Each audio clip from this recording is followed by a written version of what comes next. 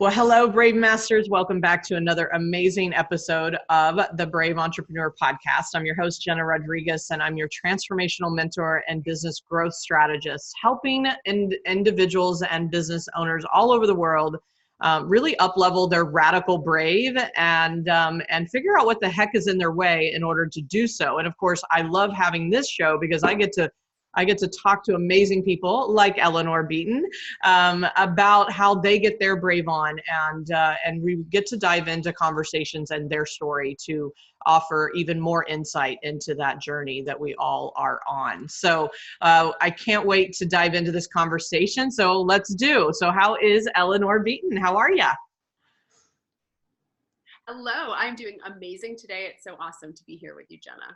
Yes, I'm so excited. We went through some hoops to get this on the calendar, and I'm like, it is time. I'm so grateful that I get to kind of share you with the world and with our audience. And so first and foremost, if you don't mind, take a minute and just introduce who you are and what your work is all about. Ooh, I love that question. So I am a leadership development coach for female founders and entrepreneurs. And my sort of real mission and purpose is to help women entrepreneurs join the 2%. So we know that in this country, or in North America generally, over 1,800 women are going to start a business today and tomorrow and the next day. And my mission is to really help those women build the leadership skills to take their businesses past the 7-figure mark in revenues. Love it. Yeah. Yes, I'm with you on that mission. Let's do it. Women will change the world. Absolutely. I do agree with that. Sorry, men. We're going to take over. No, I'm kidding. I think we already did. But so this is really good. Number one, I love talking leadership. I think it's self-leadership is probably primary. And I think that's obviously where brave comes from. So let's talk about your personal story. Like, how did you kind of get to where you are? What is some of the bravest things you've had to come through in order to be where you are? Oh my gosh, so many, so I grew up in a household. My dad was an economics professor. My mother was a stay-at-home mom. And, entrepreneurship was really never in the cards for me. I didn't even think of it as an option. But what I was really passionate about was working with leaders to help them tell their stories. That was kind of my starting point. I actually started as a journalist and realized, right, that, learning to be able to tell a story, ask powerful questions, take, what's going on and create a new vision. All of those things were sort of fundamental leadership skills. So I think one of the first brave things that I did was actually decide to launch my very first business, in the first place. It felt non-traditional. I can remember back in the day, like this was before entrepreneurship was cool. Yeah. And, right now it's super cool, but this was before Mark Zuckerberg was a big deal. It was before entrepreneurship was cool. And so I decided to start my own business, and it was really hard because I felt as though I'd stepped outside this sort of proven track, this proven sort of corporate ladder. And my ego was screaming at me, don't do this, do the safe thing. So I did the brave thing, and started my own business. Since then, there've been like a number of milestones I think about, in my path where I've had to handle that kind of, or channel that kind of bravery again and again. I live in Canada. I'm a relatively privileged person. My life has been relatively safe. I have never really had to do things that are like non-ego brave, like defend myself against, imminent physical danger. Right. All of the risks and bravery that have been part of my life have been about pursuing my vision in the face of ego risk. Yeah. I love that. It's a huge topic that you talk about. Yeah, for sure. I love this conversation, of course. And what it's inevitably when I get on these calls and episodes is this thing that I identified only about, I think 2 years ago. It's about 2 years ago. I was on an interview. Someone was interviewing me, and I said it for the first time, was that there's really a big difference in the spectrum of brave, right? There's the brave by survival, which was my first half of my life. Like you said, there was some danger. There was some, I was, raised in, after parents' divorce, I ended up in a more of a domestic violence household. And so there was this fear of safety. I mean, physical safety, right? And so there's brave by survival, kind of like you're pushed to do make a choice. You're pushed to do something, even though you don't have to. You're still a choice.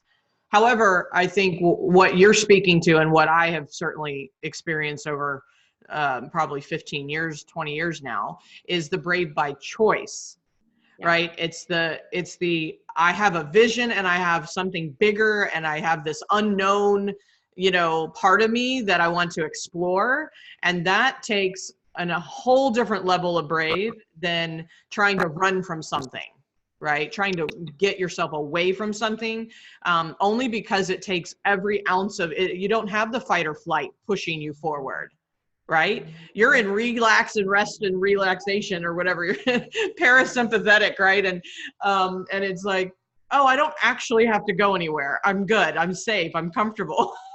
Totally.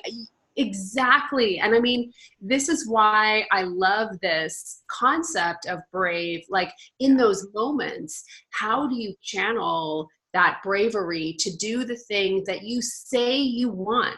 Yeah. And until you take the action to do it, you're just saying that you want it, and to me, that's so powerful. And I feel it's like, it's kind of like a modern existential crisis for so many people. When I talk to people all the time, they're comfortable where they are, and they're in that comfort zone, but they want to move to the growth zone. And that's where I think that bravery, and I think about it like conviction. I had this experience more recently. So I was, I'm passionate about leadership development of women, and so when I first started my business, my second business, it was all about leadership development generally. So I was working, half the time I was working with entrepreneurs, half the time I was working with women executives, and loved both of those audiences, and built my business and platform up.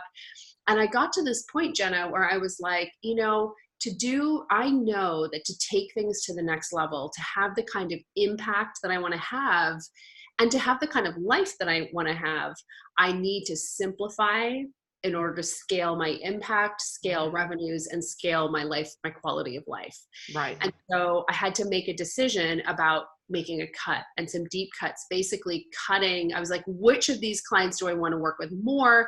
I decided I was going to double down on our women entrepreneurs, because I just feel like we're in such a position to alter the status quo. But that meant cutting half my audience. Right. Cutting a major revenue stream. And my ego did not want to do that. Right. At all. Of course not. Let's just split it in half and take away my income. I know. Right? Is what the ego's thinking. Exactly. Let's just, And so I really had to walk through that fire again of putting myself, into an uncomfortable situation, making the tough choice, knowing that in the short term that was going to impact certain things. I was hoping it wouldn't impact revenues, because intellectually I knew that typically simplification brings greater scale and impact. Right.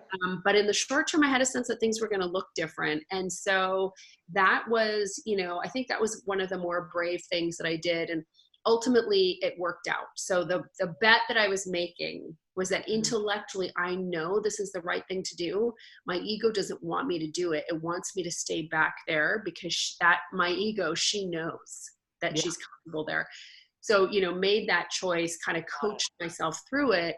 And it was, we kept growing. I'm in a state of much more alignment as a leader. I feel much clearer. Our impact is greater. But that required a certain degree of bravery that felt difficult and uncomfortable and somewhat impossible just before I made the decision. Yeah, no, and I appreciate that we are speaking to this. It's something that you said a minute ago, that the words came to me was midlife crisis. And I feel like, I don't think it's midlife. I think there's a crisis going on about people being so much out of alignment with what I call, you called it the intellect, but I call it the being aligned with your true north, right? That higher self, that inner guru, right? So there's many words, many names for the same thing, but I call it being the true north, because it's like, if we're so aligned with what that is, and we're tapped into our source, we're tapped into, call it what you want, God, universe, source, whatever, our creator, which is my belief. And yet there is this knowingness that we all have. So even if you don't believe in all that, you have a knowingness that is completely contradictory at most times to the ego, right? It's the ego's job, very, very intentionally, is to keep us safe and secure and certain, and and it's all illusion of safety, right? And so the crisis, I feel like, is we're holding ourselves back, we're keeping ourselves small, we're holding, what is leadership all about is kind of like to lead yourself, like I mentioned, like that self leadership, and then therefore others, because by example. And this, I notice some people in my community right now, it's like they're really assessing, I was looking for the word, assessing what's really up for them, because I think they have stayed so comfortable for so long. And of course, I was just telling you, like, this year has been like, just flipped my whole world around. I moved across the country and everybody's like, yeah, no big deal. I'm like, no, I literally, but with that move, it's a symbolism of emotional divorcing of the old me. Like, it was literally a 180-degree turn of what I was currently experiencing, currently, kind of believing about myself. What did Jena really want? And how do I go get it, right? And how do I actually move into that vision? Like you said, so brave by choice is about moving into the vision that you don't really know what is. It's like you have the knowingness, but then we have to have so much faith. And like you said, like, I know if I cut 50%, like in the short term, it might hurt a little. It's like ripping the Band-Aid off. It hurts a minute, right? But the wound cannot heal unless we get to the source of it. And therefore allowing the, kind of the miracle and the magic to start to show up. Well, and this idea of you like moving across the country, so you've made a decision, something has to change. Right. I know people who are listening to us right now are in that situation. And, in our culture today, unfortunately, there's not a lot of, we've kind of lost certain ceremonies or things that we as humans have always done that mark a shift or a new milestone or a change in development. But this idea of, of that physical journey, that's one of the oldest rites of passage there is, True. And I think, and I love that. I think, so many of us are in these stages and phases where we know we've developed as a leader, and now we've got two choices. We can have our business not also develop and it kind of stays where it is. And that's okay, because there's people who might be like, hey, at this point, I'm going to sell the business. I'm going to exit. It's not where I'm at. So you can do that, or you can choose to have your business evolve with you. Yes, and if that happens, how are you going to symbolize the change? How are you going to? So for me, it's so interesting. You talked about like traveling across the country. For me, it was actually a trip inside. Yes. So I went through this major phase where I wanted to, like, I travel a lot to speak, and get my message out there and share and teach and that kind of thing. And it was this retraction from that. Like, I was like, no, I want to hibernate. Pause. I need to create a cocoon. Yeah, that was my rite of passage. But I feel as though, when I think about what I require to be brave, it's that symbolic honoring of what's going on. Yeah. Completely. I love that. And now that I'm kind of reflecting on myself, like, I did the physical, but I also did the eternal. I did pause. I did, like, calibrate is the word I use, recalibrate my business and recalibrate the voice and the conversation. And like, there's something major that I went through that, yes, the physical move is like this huge, outside change, but the internal change is what's really prompted all of that, right? And so thank you for kind of anchoring that point. So I would love to know more about you. You know, you speak a lot about the conviction versus confidence and things like that. So in leadership, tell us more about that and in kind of your book of thought. Yeah. So, if you're doing a lot of work with women leaders, like I have for years, the concept of confidence comes up again and again and again. So I'd be talking to these women and I would very often hear things like, oh, I feel like I need to be more confident, or I need more confidence to do X, Y, Z. And, the reality is that these were women who were showing me all the evidence of deep confidence. So Right. they took on challenges. They didn't shy away from making tough decisions. They were willing to bet on themselves, Yeah. And what was happening was that there seemed to be this extra gear that when it came to taking on risks or new opportunities that challenged their concept of who they were, i.e. major growth opportunities, Yeah. It was like confidence wasn't giving the juice that it used to. So confidence, it's that willingness to bet on yourself, and it's looking back and remembering times that you've been successful in the past and using that base as sort of fuel. And that can move you through incremental growth. Right. Confidence kind of governs the comfort zone, Yes. sort of stretch zone a little bit. But many of these women were looking at doing new things. Like when you went across the country, when you uprooted your family and moved for something that you couldn't prove to them was going to work or be better, but you had this sense. When I cut my audience and refined, I didn't know it was going to work or be successful, but I had this sense that this was what I needed to do. And it's conviction. Yes. An abiding self-belief, an abiding belief in the power of our decisions, in the wisdom of the decisions. That's that extra gear. And so this to me has been something really profound, in terms of the work and the tools that I have been working on and developing, both first and foremost, always for myself. And then also, by extension for my students. This idea of conviction, radical conviction, has been something that has been completely captivating and kind of a game changer for me, as I think about what is it that helps, again, those women join the 2%. Like we know so few women will. What are some of there's tons of tactical, ingredients. Oh, you need to do this. You need to follow this 5-step system. And that's going to be different for everybody, but collectively, what's that sort of leadership skill we need? And I believe it's radical conviction. Love it. And I'm radical brave, right? So yes, I love that. And what I heard, and you can have it, is I heard incremental confidence will lead you to incremental growth. Yeah. The conviction will give you the quantum leap. Listen, you don't mind if I trademark that stat? You can have it. That's right. My lawyer's on speed dial. I'm going to do it. Awesome. Yeah. I was like that. I mean, I'm with you. Like, this is really good. Like, that's the sound bite right there for you.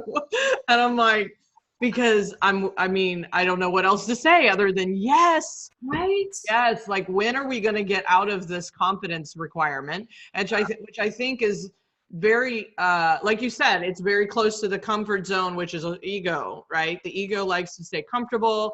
And I also have a distinction about confidence. And I think there's a difference between self-confidence, meaning I believe in my innate ability to like figure it out, make things happen, or, I just know enough. And like you said, you kind of look back at your history and go, I've been here, I've made it through, like I've got self-confidence. And having confidence in something that's external, that you have, that's new, that you haven't done before. And I think people are always trying to get to the confidence and, doing the speaking gig for the first time, like myself 6 years ago, or getting on a podcast, getting on a video, getting on a Facebook Live, or asking for the money, or leading a team, like even hiring your first team member. I mean, all these new things that an entrepreneur has to go through. And they're like, well, I'm just not confident enough. And I said, for me, I think there's a big distinction between, for the ego, between self-confidence and just not being confident in this new thing, right? Your ego's like, you're not confident because I'm trying to keep you away from it. I'm trying to keep you, like, let's just distract you from all that. And so now the distraction is called, I don't have any confidence. Listen, yes? People, you all better be taking notes because, right? Like, it's a download here, right? There's some downloads. But, to me, couldn't agree with you more. And, and I think confidence is like a warm breeze, right? It's yes. Warm breeze on the beach. And when you feel it, it feels amazing. And I'm not knocking it. But, to me, conviction is this firestorm, And when it comes to moving beyond the place where we're comfortable, and I think that's the problem that so many people have. This was so interesting. I remember having a conversation with Barbara Corcoran from Shark Tank. And she was telling me about what she looks for in entrepreneurs. And she said she looks for injury. So this was so interesting. She said that she really felt that if an entrepreneur or a founder had gone through very tough times and experiences, it gave them a grit and resilience that people who had always been comfortable never had. Yes. Right? It's this fear. And so it's like they have that fire. And so I think for people who don't have that, the key is that you've got to get really grounded into your why. You've got to get grounded and rooted into the purpose, and not just purpose like, it's like a lily, it's like a sea of butterflies. No, we're talking about purpose. Like it is the fire that you can feel it. You know what I mean? It's like you can taste it, you can feel it. It gives you the power of emotion. And that's the power that allows you to move. Like it accelerates you. You need it all the time. But sometimes you do to do those hard things that are a requirement. Yeah. Wow. I love that. And I've heard a variation of like what Barbara looks for is the injury or the wound, right? And it's interesting because I invite people on this. I mean, people on this show, they have to apply, right? You actually have to tell me what is your bravest moment, and I'm looking for that source of inner injury in a way, that place where you really have to put on some different grit, different brave, right? Something a lot deeper than, I just left a job and started a business, and it's like, and it's the, like you said, where I had to give up 50% of my business was not the norm. You and I both had the same kind of upbringing where my dad was a computer programmer, my mom's a housewife and artist. I got both. I got the numbers and the art. So that's awesome. But not entrepreneurial, right? Yeah. Not just go do it yourself, like go figure it out. And so I came to it a little later, but it was like super brave for me to leave that conditioned programming story called go to college, get a degree, go get a job, live in a cubicle, right? And I was like, I'm gonna shoot myself if I have to do that. And I'm like, something's off for me around a cubicle. Not to say I haven't lived in some. I have worked in corporate America, and it served me well. It obviously provided me a lot of training and insight into corporate America. I train in some corporate America environments. So, but it was that injury, that wound, that, it's like, that's what had me want it even more, and so even going back to like Brave by Survival, it's kind of like, what are you not always running away from, but have you ever run from something? Because that fight or flight, that tenacity is very different than, I just made some kind of hard decisions. And nothing wrong with that. Like, don't get me wrong, but find your grit. You got to find the grit. Nothing wrong with that. And to me, it's part of it's sort of the tyranny of the law of attraction and of positivity. Yeah. So let me, what I find is that there's a lot of pink and cream and vanilla filters that are currently being layered over intention, achievement, success, how we Yes. do things. And, you know, it's either you had to positive intend your way to everything, or you had to hustle and grind your way to everything. Yes. What I'm arguing is there is a very profound middle ground here, Yeah.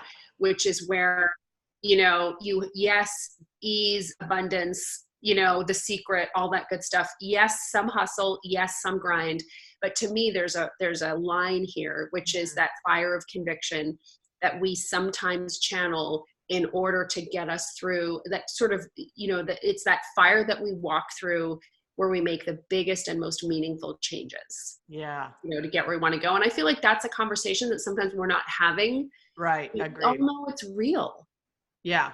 Yeah. We all If we know. actually, we know, yeah, it's a knowingness that that's actually where the real truth is. And I'm with you. Like I mean, 1 year ago, almost exactly 1 year ago, you know, I had kind of I call it a spiritual breakdown or bankrupt. I went spiritually bankrupt.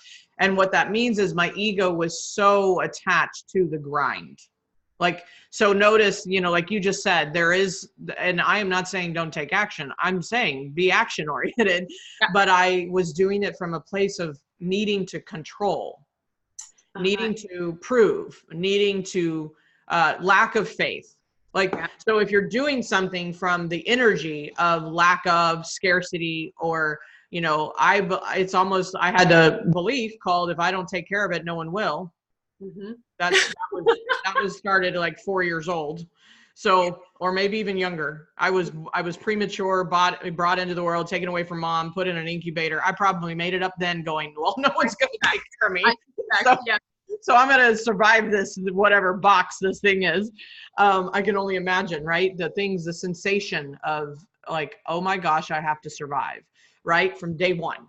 And so my point is like, you know, I'm just now hitting this moment and recognizing how much I was running and operating from a place of have to and place of trying to control the outcome, because I couldn't let go of any balls in the air, right? I couldn't let go of it. And so, yeah, the hustle and the grind. And I always say, I mean, now my story, and I share this a lot, is like I was wearing busy as a badge of honor.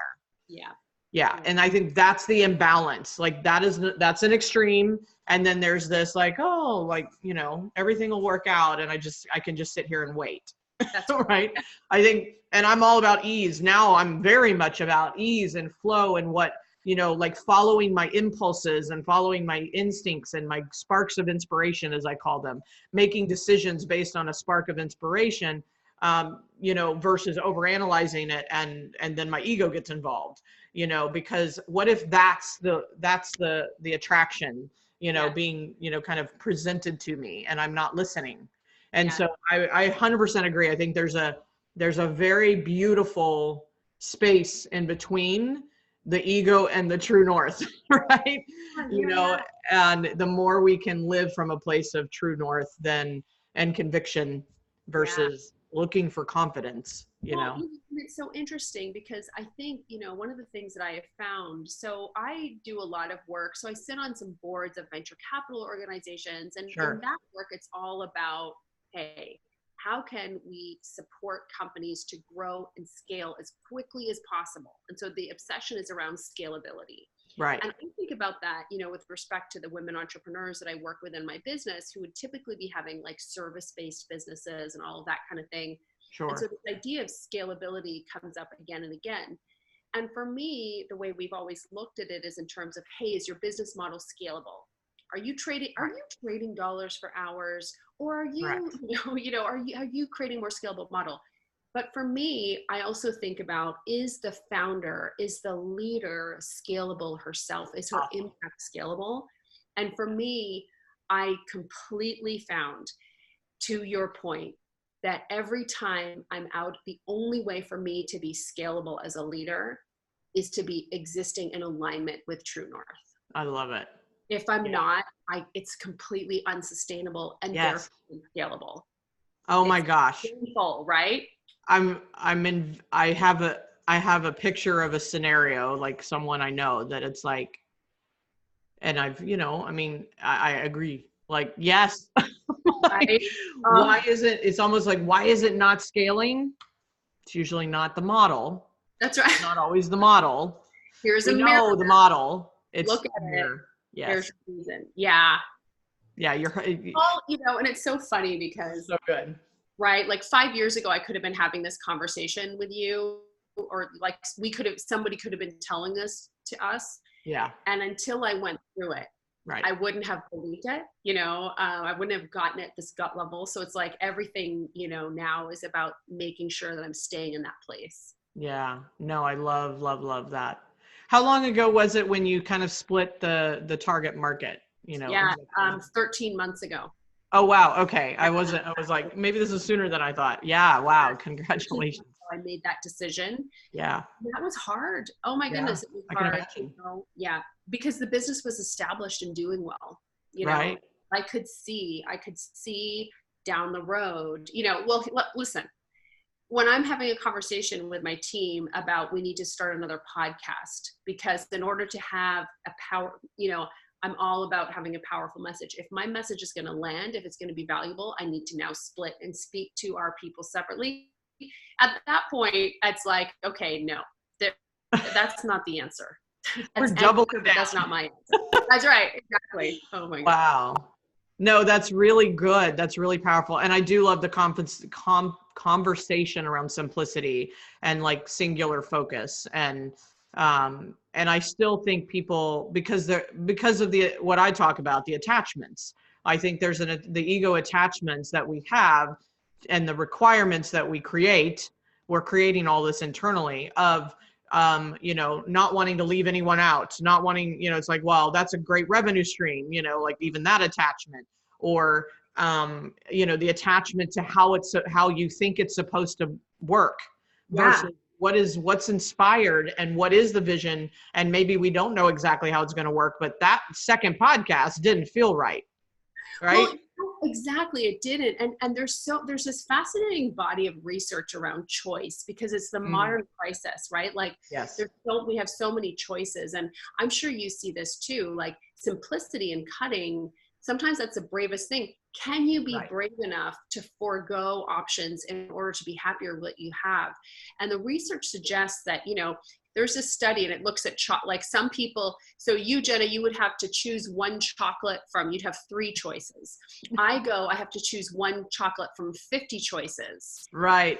You, who has less choice, is going to be happier with your choice. I'm going to live in a state of more regret. Yeah. The modern world. And yes. Exerting that discipline, that conviction, I've made the choice. I'm going to make a choice. I'm going to simplify. I'm going to honor it. Yeah. And I'm not going to live in fear of missing out. That's brave. FOMO. Yeah. Oh my gosh. I'm with you on that. And I think it's interesting because my pause also included like get off social media for a moment, like just stop wake up to the world of choice and bombardment of information and ideas and other people's ideas, not my own. And I think, to speak to some of this even deeper is I'd love to know your take is I believe we actually have the answers within.